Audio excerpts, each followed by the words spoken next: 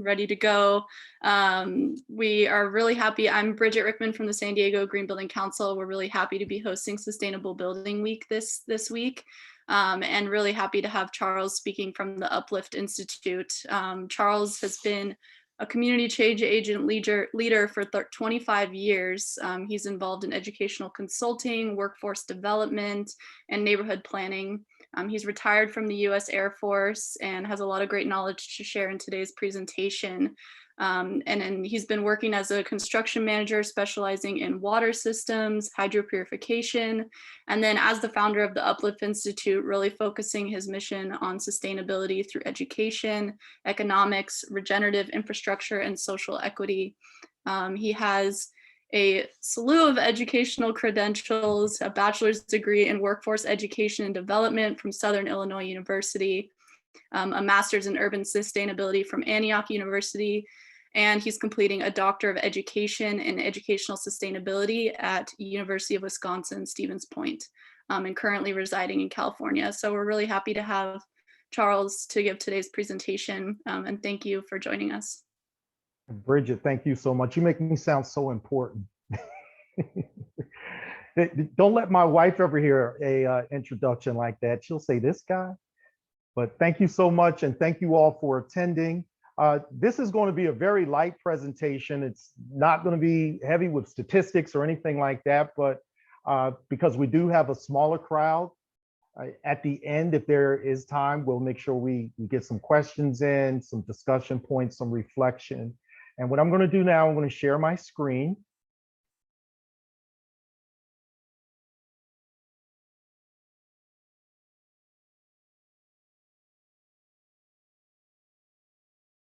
Everybody see the screen all right?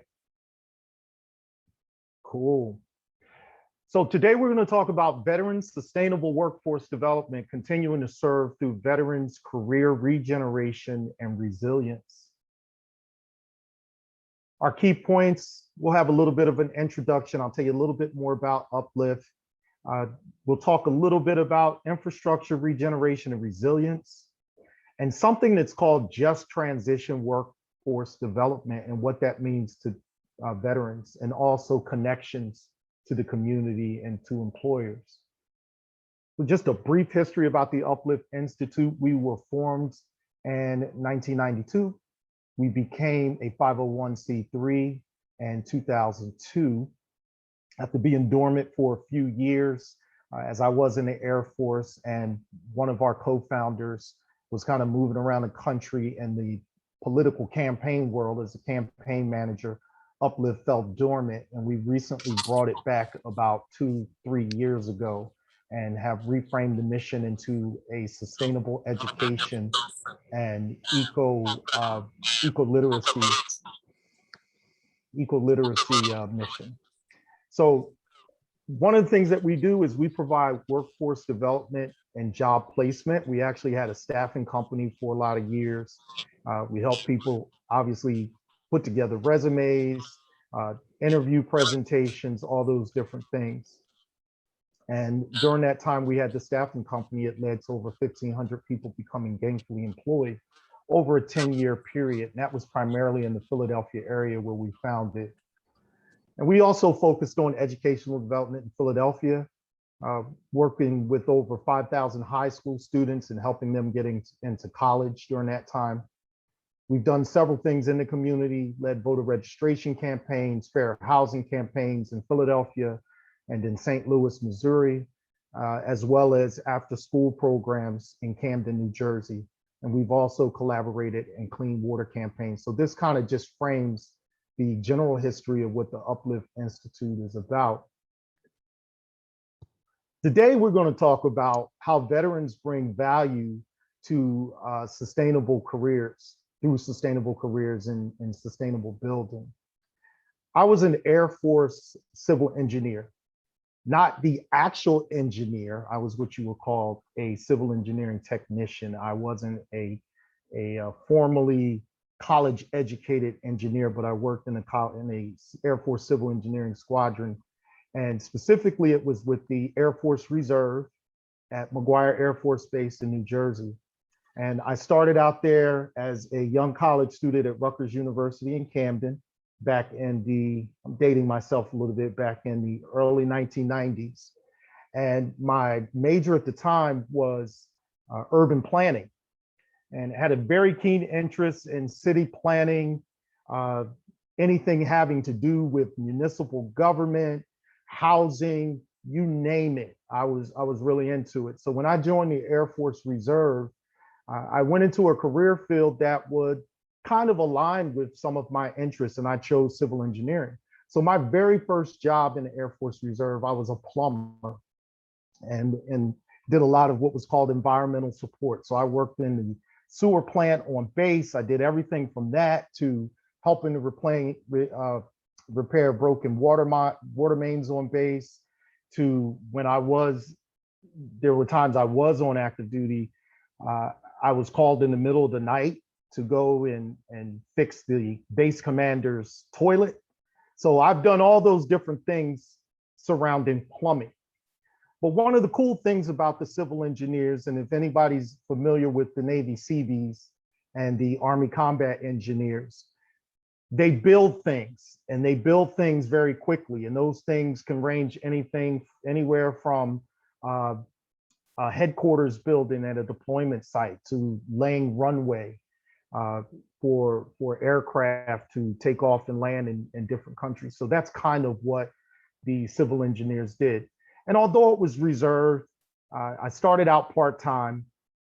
And if anybody's familiar with the reserve, you do your obligatory 1 week in a month, 2 weeks a year. Well, 2 weeks a year, you did this active duty tour. And that could be anywhere in the world. Early on, it afforded me the opportunity to travel overseas, do different things that I would not have been able to do as a young man at that time, coming from Camden, New Jersey, if it weren't for the military. Once I did those things and started to see the world and started to see the capabilities that we had as civil engineers, I thought to myself, maybe we can do an annual tour that means something for our own community. So this young fellow on the left, this is about, again, 30 years ago and probably 80 pounds ago. And this was on a tour to Antigua, where I worked on we had a mission to build a clinic in the downtown area of St. John's in Antigua back in that time. But in 1991, I came up with this crazy idea. How about if we took our reserve unit to Camden, New Jersey, which was only about 35, 40 minutes from McGuire Air Force Base, and we rebuilt a block of abandoned houses. And what if we could do something that could start a precedent of military personnel rebuilding American cities, and even provide quantifiable service to American people in peacetime? Anyone who's not familiar with Camden, New Jersey, it is a very challenged city, very proud city, but it is a very challenged city. Today, it has approximately 73,000 people. It's right across the Delaware River from the city of Philadelphia. It is statistically and traditionally the poorest city in the state of New Jersey. It's considered a food desert. There's high crime, failing and aging infrastructure. And in 2016, over 500 abandoned buildings were demolished. So 2016 is obviously after that, that 1991 that I was talking about. We can go back to Camden and go into Camden and start to do things. So how do you all think that idea was taken with this young guy who's from Camden, and he comes in and he talks to all these people at his reserve unit, and he's trying to pull some strings because he doesn't know how anything works. He doesn't know anything about budgets and commitments. This was the response, of course. It was the most preposterous thing any of them had ever heard. Ridiculous, right? Why couldn't it be done? Because it's not the function of the armed forces. Our job is to protect and defend the Constitution of the United States against all enemies, foreign and domestic. Very militaristic, and that's what the military does. That's what the armed forces does. That's what the Department of Defense is about. Wasn't really a prudent use of taxpayer money, which I found a lot of irony in, because within that civil engineering unit, which was a reserve unit, I literally witnessed the purchasing of brand new tools every 3 or 4 years when the previous tools had never been used. But we couldn't use taxpayer money to go and rebuild cities. I get it. I was 22, 23 years old. What did I know? And why should we do anything for those people? And those people, a lot of people view folks in Camden or cities like Philadelphia, Los Angeles, parts of San Diego, they view them as those people. They are the others. They feel that they're not working hard enough, they don't deserve certain things, or they just shouldn't have. They're not part of their own growth. And what the heck is sustainability anyway? We didn't know what that term was back in 1991. I don't think anyone really used it. And when the term became really popular over the last few years, the term was more or less about business, about the triple bottom line, right? About people, planet, and profit being the main thing that drives everything. So over the years, I started to think about this more, my experience in the reserve, and I always carried that story with me, because as I grew and became more interested, and I, as a side note, I never became technically an urban planner. I didn't finish college at that time. I ultimately went active duty and finished college then in something totally different, but not really. But I started to think a lot about what infrastructure was, and the regeneration and resilience, and why it has to be done.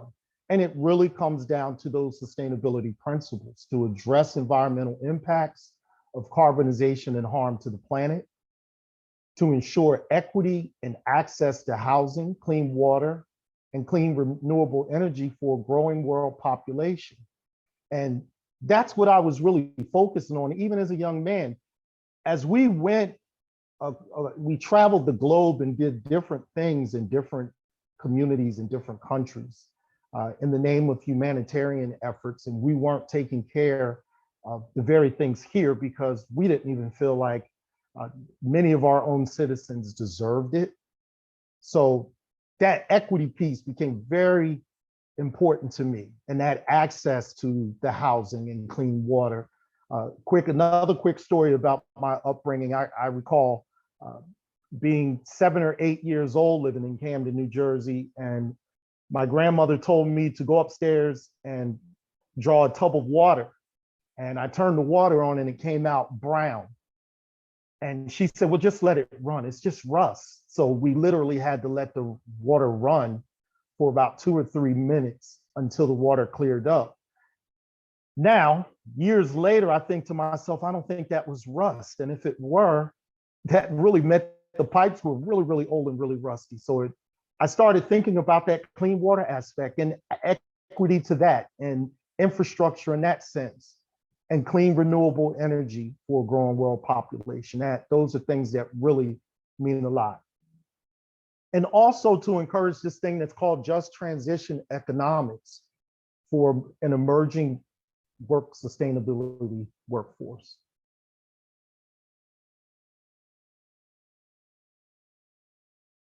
Veterans are best suited to help sustainably build. This is just a quick definition of sustainability by the UN. Meeting the needs of the present without compromising the ability of future generations to meet their own needs. And this is a pretty basic standard definition of sustainability. Who's best suited for that? Again, I think veterans are an effective workforce, and these are some of the reasons. They're mission driven.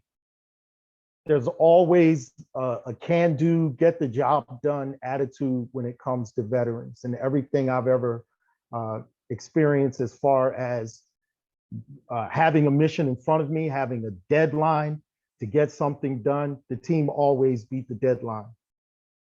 and veterans are efficient. They seem to do more for less. You know, when we were active duty, we were on the clock 24 hours a day. There were no union breaks. There were no necessarily vacate. We did have generous vacation time when we weren't on the clock, but when there was time to work, it was time to work. And those days could literally run well into the night and well into the next morning. Very detail specific and quality oriented. Now, basic training really prepared a lot of veterans for that, really paying attention to the details, making sure that there was a certain standard of quality, well trained in various trades, prideful of work. Nobody wants to put out any garbage. People want to do things that not only operate fine, but they wanted to look good. They wanted to really appeal to people. And most importantly, and I think the thing that drove me the most as a veteran and what I see as far as being a real positive or solid workforce is service driven. So just transition workforce development, what that is primarily moving from extractive practices to creating a more sustainable workforce. A classic example that a lot of us may hear over the last couple of years is the coal miners in West Virginia and the elimination of coal, and ultimately the supposed elimination of fossil fuels, but the elimination of coal jobs. And many people often wonder, well, what will they do? You know, that had provided such a solid economy for well over 100 years in that particular region. Just transition means looking at jobs that are not only extractive or harmful to the environment, but look at jobs that are potentially better for the environment. So it may be a solar panel installer. It may be a wind power technician, sustainable architect, landscape architect, lead accredited consultant. It could be any of those different things. And as we seek for that, we seek that magical world of what a truly sustainable society is. At some point, we may think that solar panels aren't absolutely sustainable, but the whole idea is to constantly move and advance towards what it could possibly be.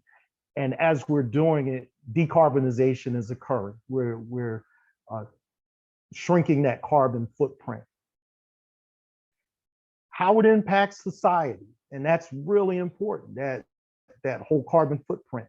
I think one thing that we've shown, and especially here in California since the pandemic, I've seen pictures of Los Angeles' skyline. And because so many cars were off the road, they could see the mountains that they couldn't see because of the smog. So these are things that are real, because ultimately that impacts our air, that impacts our water, that impacts our food, all those different things.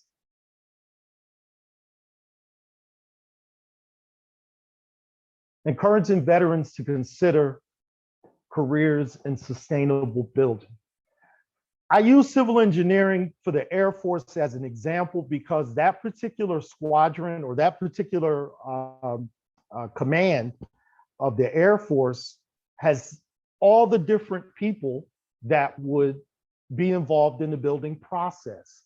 Everything from the actual civil and construction engineers to plumbers, electricians, carpenters, site developers, you name it.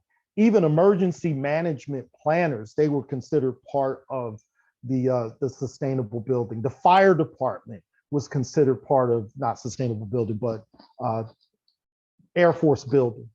And the Navy Seabees is also similar.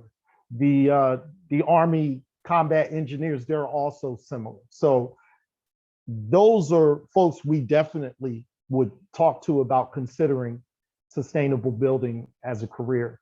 Not just them, it's not limited to them, because if you also look at anybody that has any type of technical background, it may be jet mechanics or someone who's worked on some sort of nuclear sub propulsion. but people that have those type of backgrounds would also be suited to go into careers that generally take some sort of mechanical or technical acumen. What employers could do, and I'm not sure who's on the call, so I'm just going to kind of run the gamut, but what employers could do to ensure that they get veterans, they have to take time to assess military training and experience, partner with organizations that are committed to veterans workforce development, consider creating an apprenticeship program. Very, very important because, and I also, again, working in the workforce development world, especially with veterans and assisting veterans in career transitions, oftentimes employers don't recognize the value of veterans. Speaking specifically to those employers that are in sustainable building or some sort of sustainability backed type of business, I would say veterans are a very, very good choice, again, because of all those things that I pointed out with their attention to detail and especially their commitment to service. Service organizations learn more about sustainable career options for veterans. As we're moving into this new era, especially with the current administration that we have in the White House, and we hear a lot of talk about infrastructure. And I think General Motors has announced that by the year 2025, they want to have 30 electric vehicles, 30 types of electric vehicles on the road. Someone has to put in these chargers, these EV charging stations. Somebody has to build them. California has the initiative by 2045, I believe that's the date or the year, 2045, to have net zero energy for all new homes in the state of California. Someone has to support that infrastructure. Service organizations have to be aware and stay abreast and stay cognizant of those different things that are going on so that they know in working with veterans, these are career choices and career options that could be for veterans. And veterans, sustainable building, again, is a great way to continue to serve.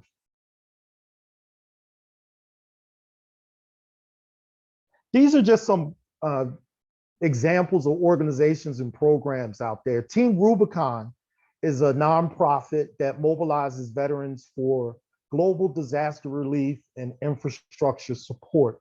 So everything that I'm talking about today and what the CBs, the Air Force Civil Engineers, the Army Combat Engineers, the things that they've done, Team Rubicon does on a smaller level, but they still get military veterans together to do that. Green Veterans provides training and lead education for veterans, and they do that in partnership with the U.S. Green Build Council. And they're a great organization.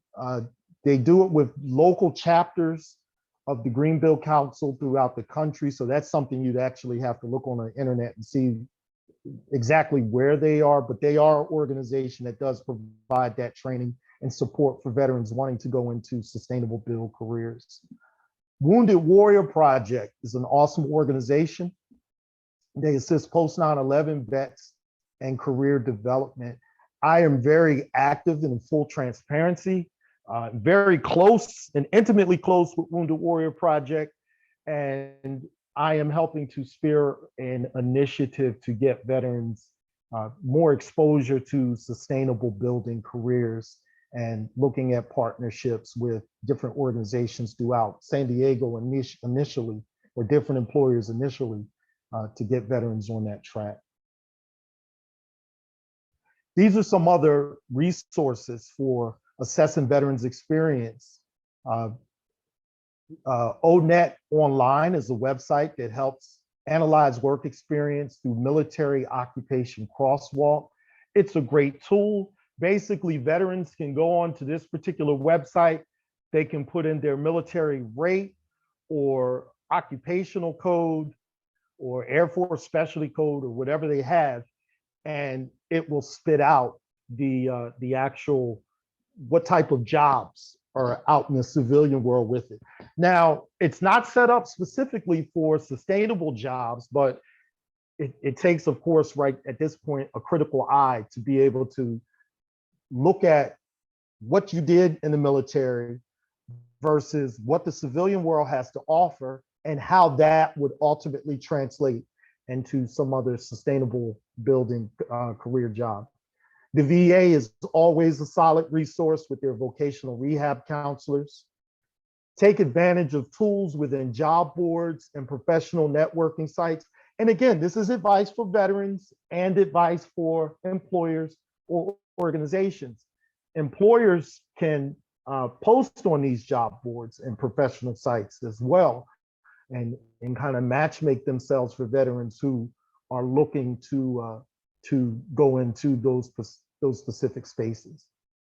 One of the things that veterans really don't take advantage of as much as their joint services transcript. And that's something that they could actually order.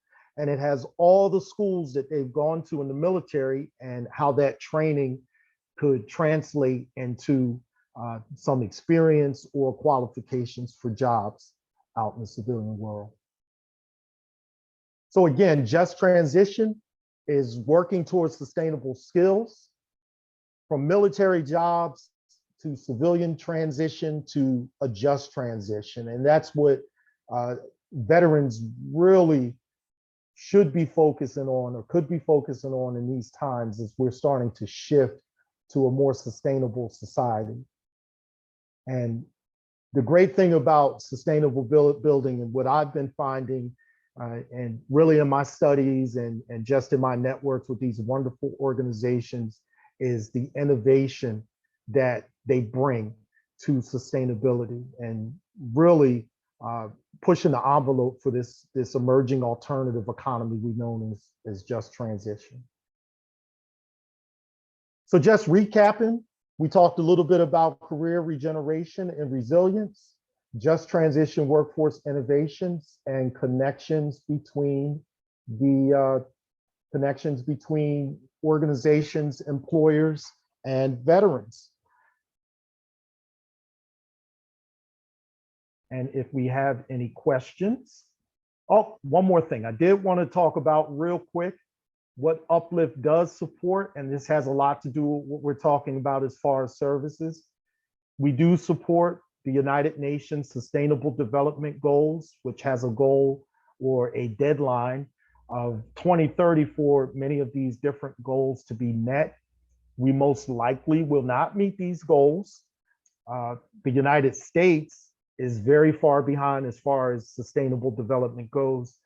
And what I'm finding in my travels is that many of our sustainability initiatives and even our building initiatives don't even acknowledge the sustainable development goals as much as we probably could to show that we are part of the world stage. So I implore you all who are in the sustainable building space or veterans, you all too continue to serve by really participating in different initiatives around these goals.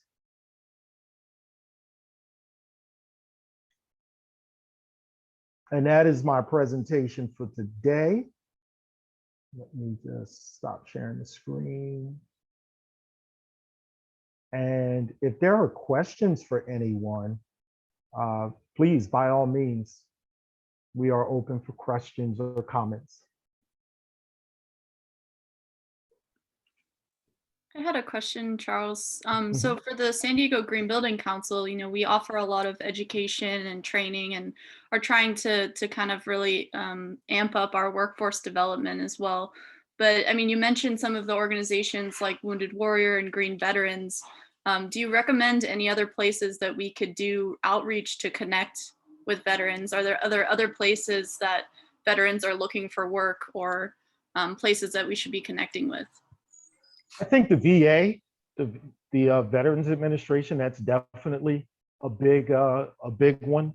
I mentioned Wounded Warrior Project because they really are innovators in workforce development for veterans, and there are several organizations that are doing great work. Wounded Warrior Project is, they focus on looking at the next level. They focus on what the upcoming or the hottest careers are versus, well, what's the job of today? So there's them. Yeah, I mean, there's I'm trying to think of the other ones. There's Blue Star Families, which is and also in San Diego County. I think they're out of Oceanside. I'm trying to think of the other one. It's quite a few of them. Oh, definitely the Veterans Chamber of Commerce. I know the California Veterans Chamber of Commerce. I know the executive director there. He would love to work on some sort of an initiative with San Diego Green Build. Yeah, I could get you a whole lot of different organizations, Bridget. Thank you. And I know we're excited to partner with you in the future too, on Absolutely. education. I think another question I was thinking of like in the work that you've done with veterans, have you found that there are like certain jobs that seem they're more excited to do, or that they really want to jump into, or has it been typically really close to what they've been doing in their service? Or do you see That's like a great wild jumps? that's a great question. I think the challenge with veterans is that whole transition period, right? They don't know what they want to be when they quote unquote grow up. And grow up meaning they're coming into the civilian world. Oftentimes, they don't want to have anything to do with anything they've ever done in the military. They take their GI Bills, they go and get a degree in something that really doesn't help them. So a lot of that coaching, the way it should occur, is not occurring, and that's definitely a challenge. I think in framing sustainability and specifically sustainable careers the right way for veterans who are transitioning out, you would ultimately get more veterans. Now, one thing that veterans do like is something that they are continuing to serve. So you do have quite a few that migrate to law enforcement because that's a form of continuing to serve. Those that are interested in any type of construction or anything like that, they'll go into project management. You'll see a lot of that. They'll get jobs as contractors that are sent back overseas, that are assisting in some sort of rebuild from war. So you'll see that as well. It's kind of a mixed bag, but I think with the right framing and the right exposure and organizations like you all, and this probably answers a little bit of your previous question, if you can get on places like Camp Pendleton to their Wounded Warrior Battalion, or get involved in their career transitional program where the veterans or the service members are getting out. Pendleton, there's 32nd Street Navy, there's Miramar. If you can get into those orientations where veterans are being talked to about transitions and let them know that we exist and we're looking to get you all interested and bring your talents into this space of sustainable building and sustainability, I think you'll get more veterans than not. And that's one of the things that we'll be doing as Uplift, as well as building those connections specifically for veterans. Thank you. Any other questions or comments?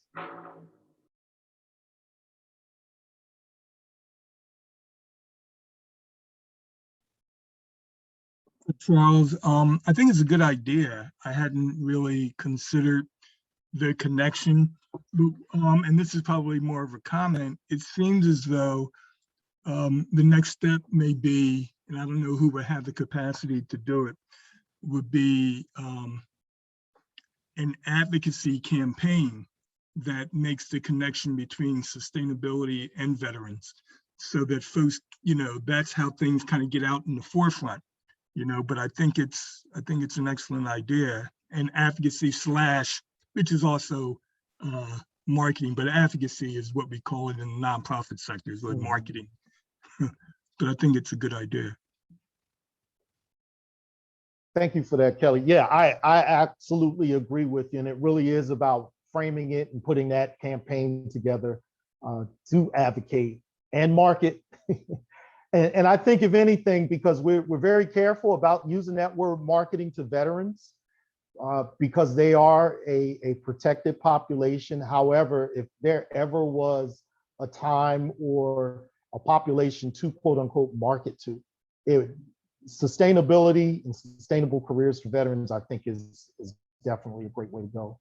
Definitely a campaign is in order.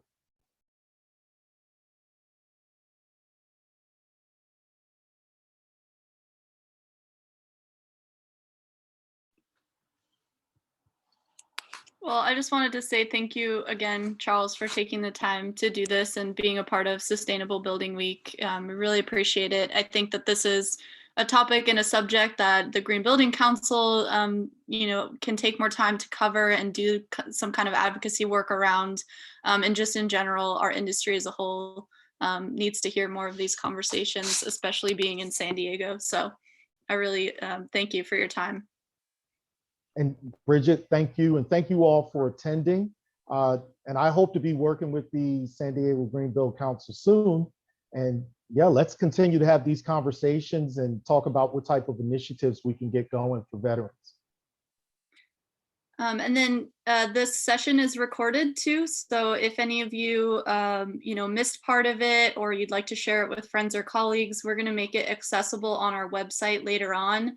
And I'll send a follow-up email to the attendees who weren't able to make it today so that they can watch and share as well. If you have any questions, feel free to reach out to me or Charles, and we'll be able to help you out. But thank you all for attending. Thank you all for coming. Thanks, Charles. Thanks. That was great. Thank you.